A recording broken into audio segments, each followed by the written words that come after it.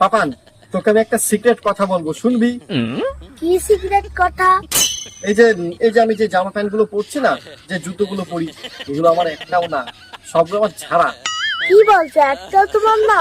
আরে না, এগুলো একটাও আমার নিজের না। এই যে জামাটা দেখছিস, এই জামাটা আমার এক বন্ধুর কাছ থেকে নেওয়া।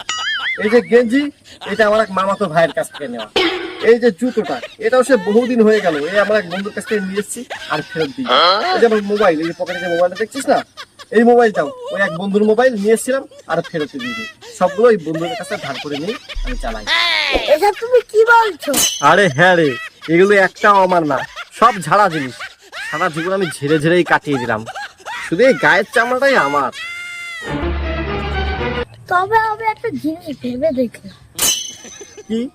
তোমার গায়ে যে চামড়াটা না, এটা তোমার চামড়া না, এটা গন্ডারের চামড়া। शाबाश बेटा।